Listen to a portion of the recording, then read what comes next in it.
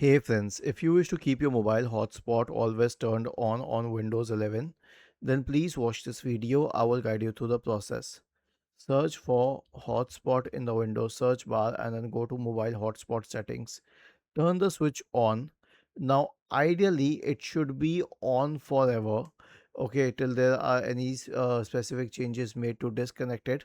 But there may be situations where a power option may disconnect it.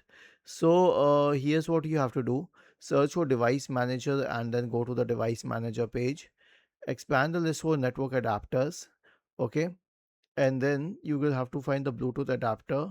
Go to properties and check if it has a power options window. No, it does not. Okay, we'll check for the virtual adapter. Yes, it has a power management window. Uncheck this box which says allow the computer to turn off this device to save power. Click on OK. Was this helpful? If yes, then please subscribe to the channel. If not, then let us know in the comment section of the video on how we could help you further. Thank you for watching this video and have a nice day.